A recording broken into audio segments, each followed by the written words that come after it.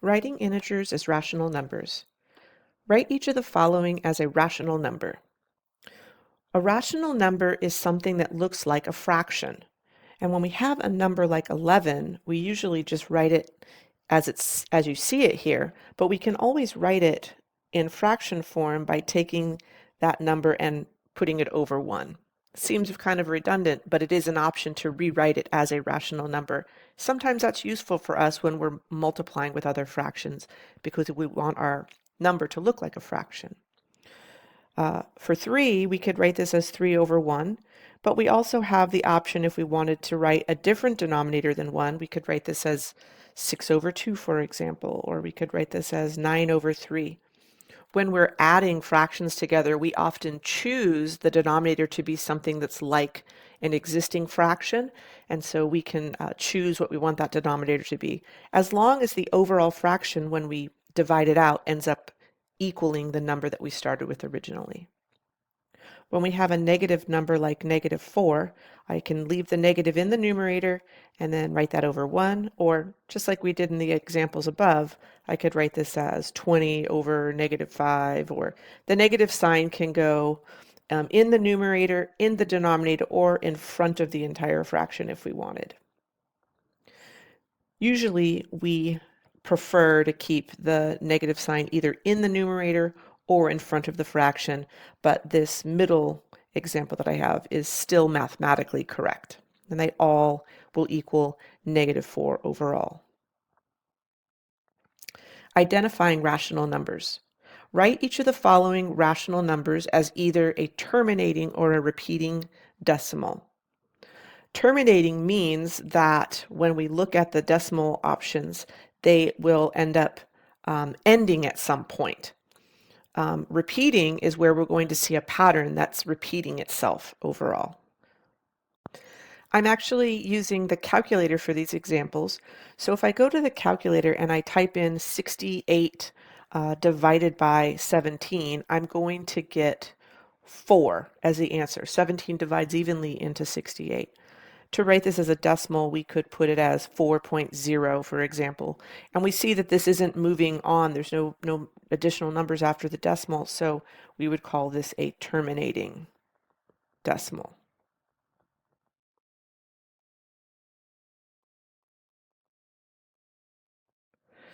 For example B, I'd put this into the calculator, and the answer that it gives me is 0.615384,615, and then it ran out of space in the calculator.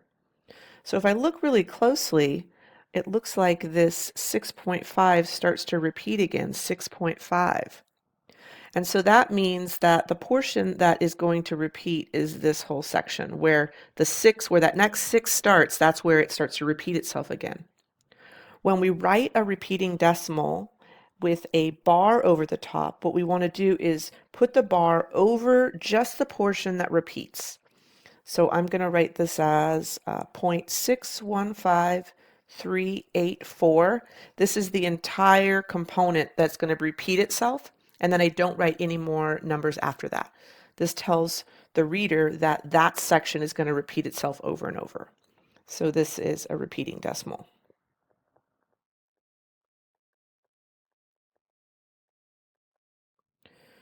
Again, looking at the calculator for letter C, I'm going to get negative 0.85.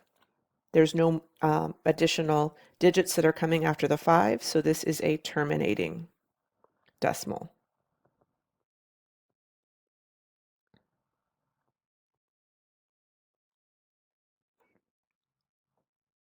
Oops.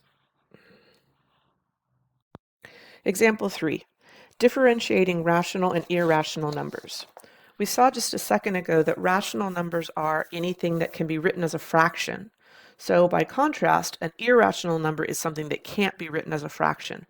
So it won't be a repeating or a terminating decimal. It'll be something that maybe there's no pattern for. Looking at letter A, we have 7 over 77, which is the same as 1 over 11. Typing this into the calculator, we get 0.0 0.090909. We see that it continues to repeat itself. So I could write this as 0.09 with the bar over the 0 and the 9, meaning that it continues to repeat itself. So this is a rational number. We already knew that because the original that was given to us was already in fraction form. So we can say that this is a rational number.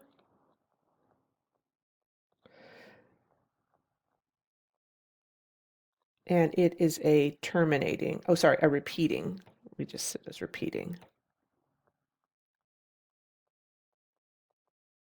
decimal. Looking at example B, the square root of 81 is just 9. So that is a rational number. Rational number because we could write it as a fraction, like 9 over 1. And it's terminating. It doesn't have a bunch of repeated numbers after the decimal. So this is a terminating,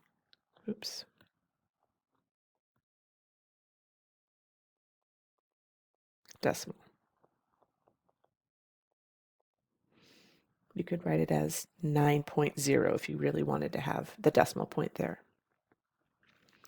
For example C, it looks like we've got a bunch of zeros and two 27s. However, it doesn't look like there's a pattern because I can see that there's 1 0 in the middle here, and then there's 2 zeros, and then there's 3 zeros. I mean, there is a pattern, but it's not exactly the same every time. We're suspecting that maybe the next set will have 4 zeros and then 5 zeros. That's kind of a guess. But because it's not following a standard pattern, we say that this is not a terminating and it's not a repeating decimal. So this is not terminating.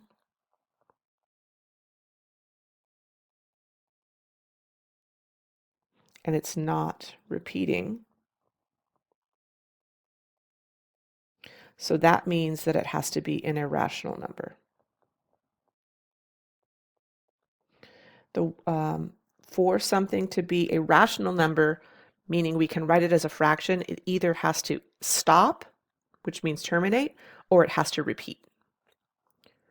Looking at example D, 91 over 13, if we divide that out, that's just going to be 7 or 7.0. So this is a rational number.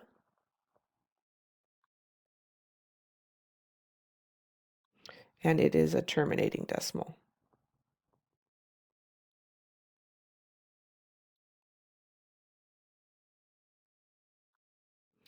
And then for letter E, I can simplify this a little bit. Well, actually, no, I can't. Let's see, 39 is not a perfect square, is it? It's 3 times 13. But neither of those are perfect squares that we can bring out. Since I can't simplify this anymore, this is an irrational number.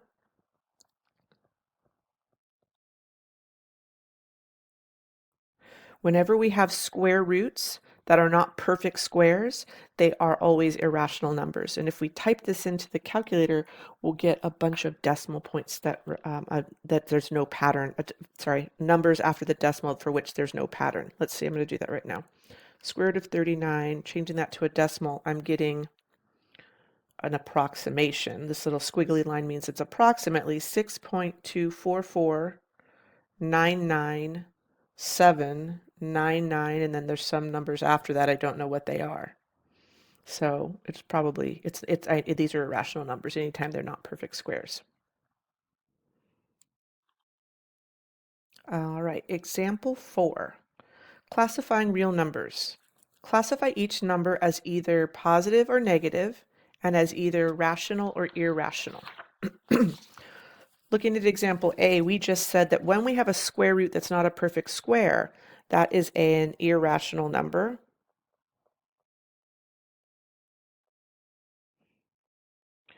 We know that it's positive because it has a positive sign in front of it. And if I put it into the calculator, it's going to be approximately 8.5. So I have a number line down here. For letter A, it's going to be maybe somewhere over here. So it's to the right of 0 on the number line. We want to kind of distinguish where this shows up on the number line. Looking at letter B, I can see that after the decimal point, I've got that 411 that looks like it's repeating. So maybe we could rewrite this as negative 11.411 and put a bar over that part that's repeating. So since this is repeating, that means that it is a rational number. There's a process we could use to change this into an actual fraction. We're not going to worry about that right now, but because we've got a pattern that's repeating, we know that this is a rational number.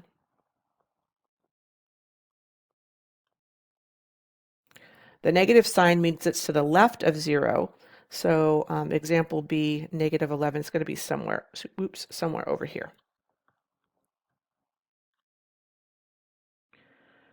For letter C, 47 over 19. Let's see, if I plug that into my calculator, I get a number that kind of doesn't look like it has a pattern.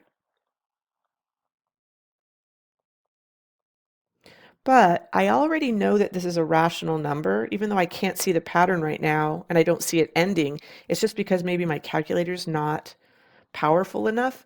But I know that it's a rational number because the original that was given to me is in fraction form. It's a positive number, so it's to the right of 0 on the number line. So letter C looks like it's going to be, let's see, 2.4, somewhere maybe over here. For example D, I've got a square root of negative 5 there in the numerator, and we know that that's an irrational number because it's not a perfect square. So that overall fraction is going to stay as an irrational number.